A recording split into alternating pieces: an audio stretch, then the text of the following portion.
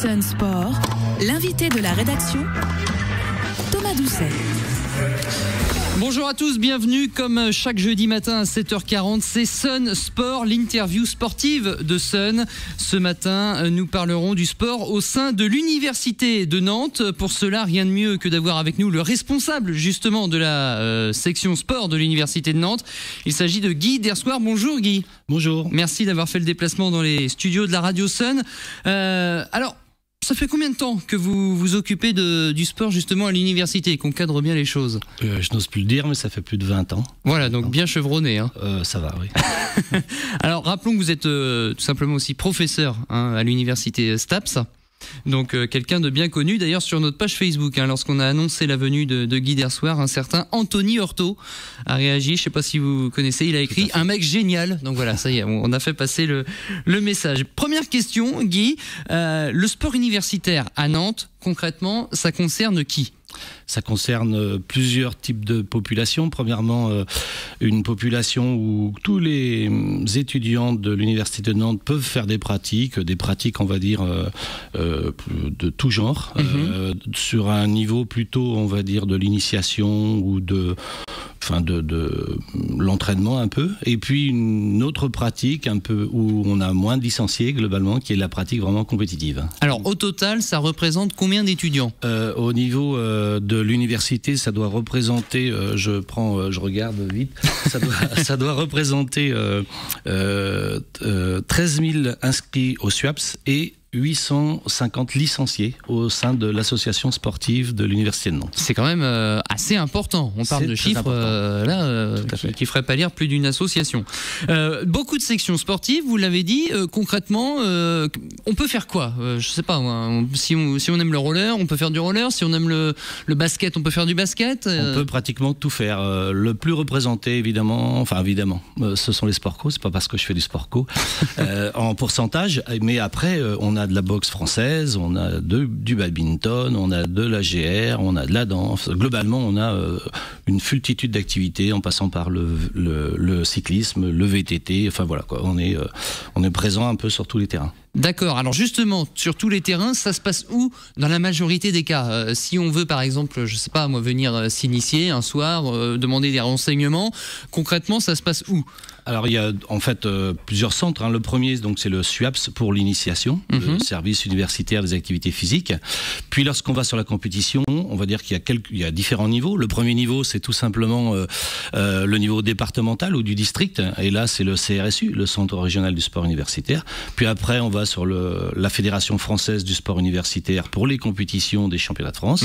Et on peut aller après vers l'Europe et éventuellement l'international aussi. Par exemple, quelques joueuses féminines sont allées à Pékin où j'encadrais par exemple l'équipe de France féminine. Ah oui, des déplacements comme ça, c'est vraiment pour les pôles compétitifs. Voilà, tout à fait. On reviendra tout à l'heure sur la différence. Les activités sportives, elles sont encadrées par qui ? Des professeurs, des étudiants eux-mêmes qui se prennent en charge ? Comment ça s'organise ? Alors on va dire qu'au niveau du district, au niveau du centre régional du sport universitaire, sont plutôt l'autonomie des étudiants qui font fonctionner ces activités, avec là aussi une multitude d'activités. Après, dans le cadre, on va dire, plutôt championnat de France, ce sont des enseignants, alors un ou deux du SUAPS et un bon nombre du STAPS, une douzaine, qui eux encadrent donc les activités diverses et variées dont on a parlé. Et si quelqu'un veut s'inscrire pour faire du sport à l'université, enfin au sein d'une structure de l'Université de Nantes, concrètement, c'est... Il s'inscrit au SUAPS ou alors à l'association, tout simplement, de l'Université de Nantes, la SUN. La SUN. Alors, soyons clairs, est-ce qu'on parle, tout à l'heure on a commencé à faire la distinction, mais est-ce qu'on parle de sport de haut niveau ou bien de sport de détente ? Alors, en faisant court, on pourrait dire que le sport de détente, d'initiation est plus au sein du SUAPS. Le sport de haut niveau est plus à l'association sportive de l'Université de Nantes. Et on a aussi quelqu'un, Luc Pillot, ancien voileux, qui a été champion olympique, qui lui est responsable du sport de haut niveau. Donc là, il y a des listes nationales, internationales pour le sport de haut niveau. Alors concrètement, sport de haut niveau, qu'est-ce que ça veut dire ? Ça veut dire que les compétitions sont d'un niveau beaucoup plus important, qu'on va partir, je sais pas, à Lille, Strasbourg, Marseille, faire des compétitions? pas spécialement. En fait, les sportifs de haut niveau ont des avantages pour suivre leurs études. Par exemple, ils peuvent faire une année en 2 années. Ces étudiants-là, en général, reviennent aussi, bien sûr, pour les championnats de France, voire plus, en aviron, par exemple, pour les championnats d'Europe ou plus. Mais on a mis en place une structure intermédiaire pour favoriser le sport avec des joueurs, par exemple, je maîtrise mieux au niveau du foot, de niveau, on va dire, interrégion ou début de nation. Et on a mis en place des sections sportives universitaires qui fonctionnent très bien. Alors elles sont sous la dépendance du sport de haut niveau, mais on va dire que c'est un deuxième étage dans la fusée, mais qui en fait fonctionne bien et qui souvent nous apporte aussi beaucoup de titres, quoi. C'est quoi votre politique sportive au sein de l'université de Nantes? C'est quoi les éléments clés qui constituent votre ADN? Notre ADN, en fait, elle est en train de, j'ai envie de dire, se reconstituer avec l'aide de la présidence de l'université, qui a vraiment pris en compte nos remarques et qui est en train de mettre en place actuellement, j'ai envie de dire, une vraie politique sportive. Donc là, on a eu 2 ou 3 réunions où on fait avancer les choses pour des thèmes importants, comme le fait d'être plus lisible, de donner plus d'informations au niveau du public, pour restructurer plus de communication. Plus de communication, ça nous paraît fondamental, parce qu'on a beaucoup de résultats, je pense, de bons, voire de très bons niveaux, qui ne sont, à mon avis, peut-être pas assez connus, quoi. Alors le budget de fonctionnement, il est là aussi, on imagine, assez important par rapport au nombre d'étudiants. Oui, on va faire simple, globalement, avec tous nos déplacements des diverses activités, c'est quelque chose qui tourne autour de 60 000 €, quoi. D'accord, et c'est un budget qui progresse chaque année, c'est de plus en plus difficile de le boucler, ou au contraire, justement, avec cet intérêt de la présidence de l'université de Nantes, ça va aller sans doute de mieux en mieux. Je pense que ça va aller de façon croissante, effectivement. Alors on a d'autres aides, on a par exemple l'OMS de la ville de Nantes, on a des partenaires, j'ai envie de dire, et puis on a aussi la nationale qui nous rembourse des déplacements, le CRSU aussi au niveau interrégional, enfin, voilà, quelques bouées un peu de sauvetage pour nous permettre de mieux fonctionner, et c'est vrai que là je pense qu'on est sur la bonne voie à ce niveau-là pour améliorer notre fonctionnement. Alors pour que les gens se rendent bien compte, Guy Dersoir, concernant le sport de haut niveau, vous avez tout de même un palmarès qui est plutôt pas mal, ce qui s'est établi au fil des années, et concrètement là ça devient intéressant. Oh, franchement, je pense qu'on est bien situé. Bon, il y a différentes activités qui se sont, on va dire, qui ont eu des bons palmarès.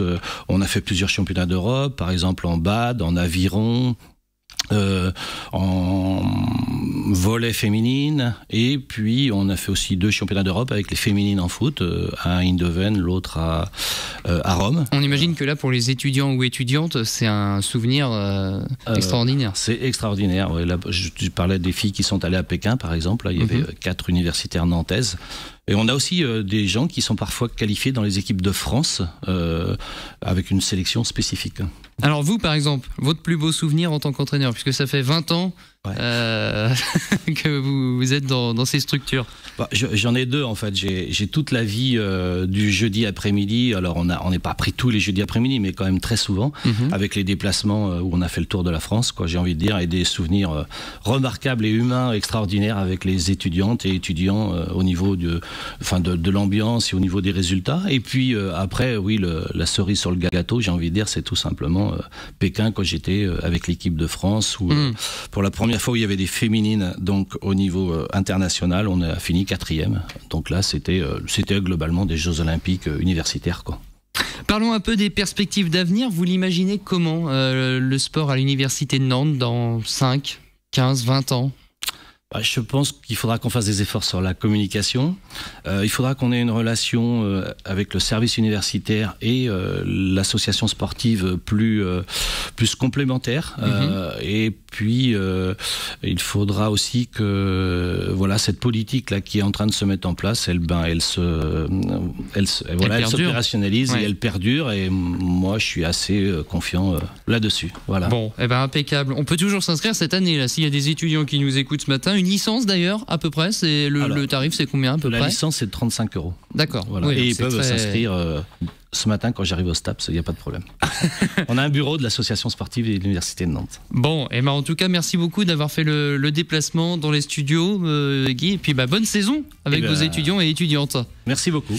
Merci de nous avoir suivis ce matin. Vous retrouvez l'intégralité de cette interview en images, parce qu'on est filmé tous les jeudis matins, tous les matins d'ailleurs, hein, tout est filmé sur la chaîne Dailymotion de la radio. Et puis d'ici jeudi prochain, n'hésitez pas à vous tenir au courant de l'actualité sportive via nos comptes Facebook et Twitter Sun Sport. Bonne journée à tous.